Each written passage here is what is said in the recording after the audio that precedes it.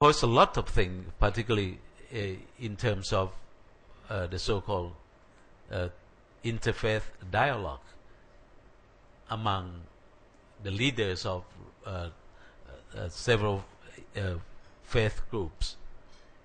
And it seemed to me, in my view, create a lot of, impact on the ideas of the leaders of other Muslim countries, instead of confronting with the violence movement or even some sort of just issuing resolution. We have to create the so-called the dialogue between the Palestine and Israeli more peacefully than before. That means we have to accept some like Dr. Mike said, some of the movement of the Hamas group or even Fatah movement seem to be very violent and then cannot come up with any good for Palestinians at all. So, in my view, I think at the moment the so-called violence cannot solve by violence seem to be very, very clear now from the Muslim world. So, King Abdullah of Saudi Arabia, you may know him because he just came to power 30 years ago. He changed a lot of his stance on the Israeli movement, but he tried to create the so-called human rights movement in his own countries. So that is going to change a lot in the next few years, it seems to me. I just mentioned this point around 2 days ago with our groups in Bangkok about, as you said, we have a large number of resolutions. And I hope tonight there will be no resolution.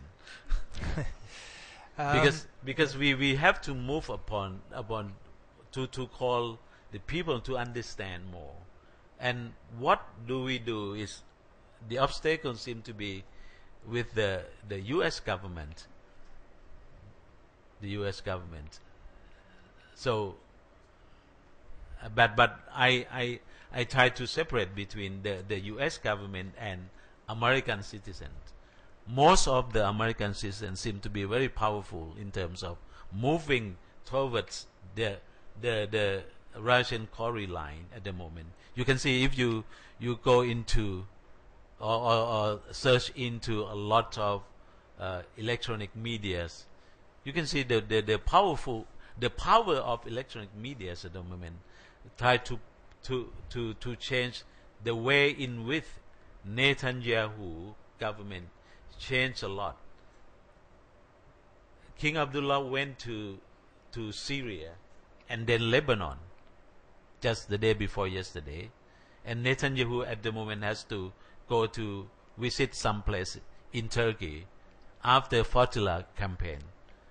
So I believe that human rights movement seem to be the best answers in order to change the situation in occupied Palestinian territories.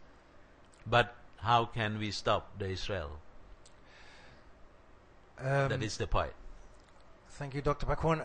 Before I actually ask Mike and Nick to deal with your other point, I can't resist but to mention my hobby horse that, as a non-Muslim, that I look forward to the day when the 1.5 or the 1.7 billion Muslims of the 6.5 billion of us on this earth get together, or at least the majority of them, and realize the power that they have, that they can, for sure, as one group, bring about the necessary change in the Middle East.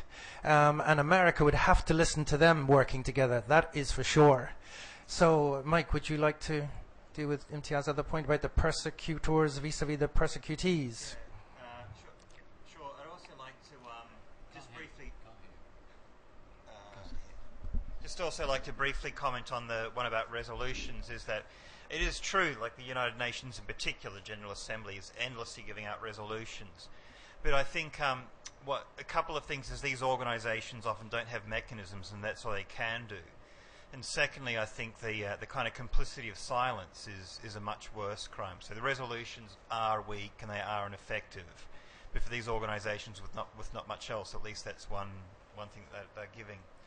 But in terms of the question about the this is an interesting and a highly charged one about the politics of the Holocaust and the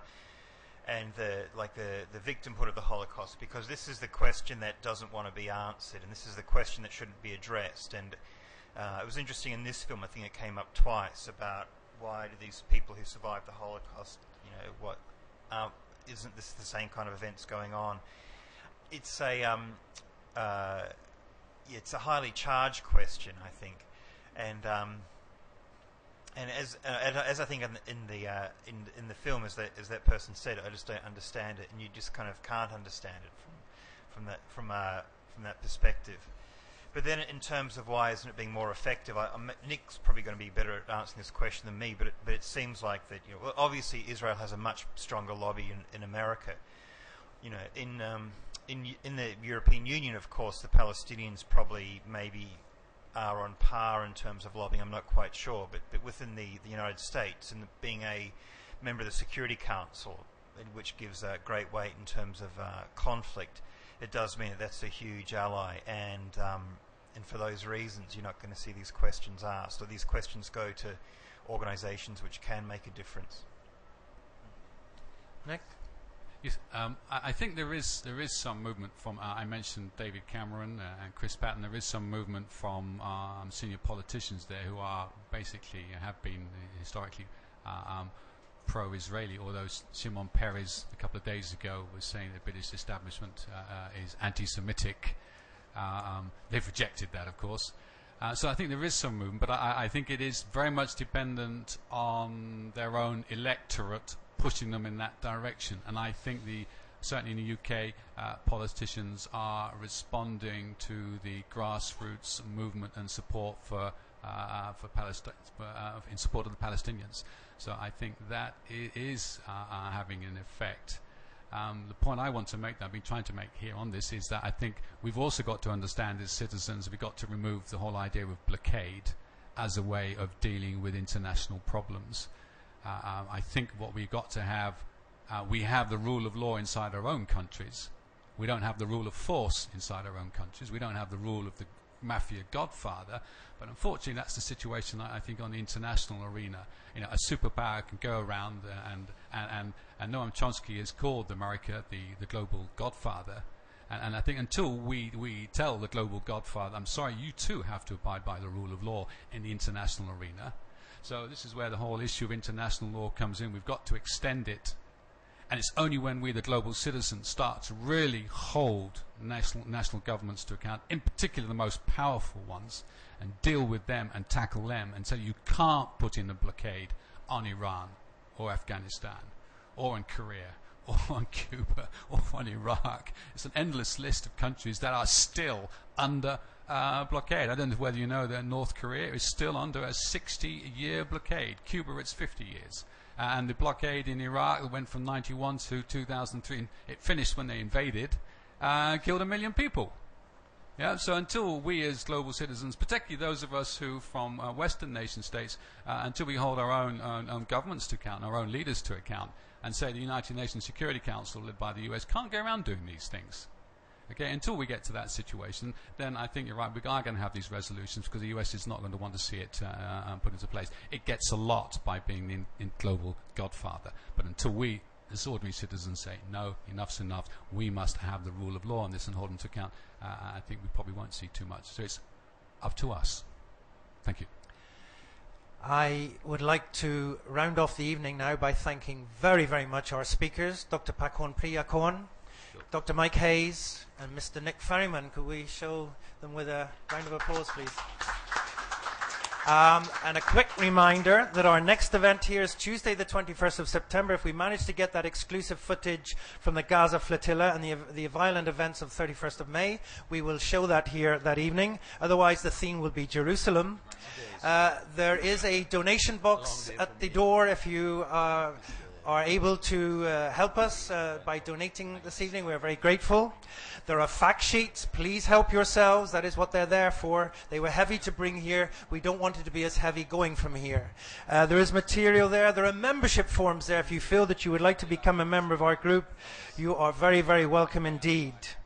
As I've said before, we are a voluntary organization and completely dependent on voluntary efforts. Thank you very, very much, everyone, for coming tonight, and thank you for staying until the bitter end. See you on the 21st of September. Thank you. I'm with Nida. Which part of Nida? Thank you. How about you? Mahidol, Center for Human Rights. I had a friend at Public Administration, Prin, Ajahn Prin. I think she taught... No, Prin is with Human Resources. Human Resources, that's right.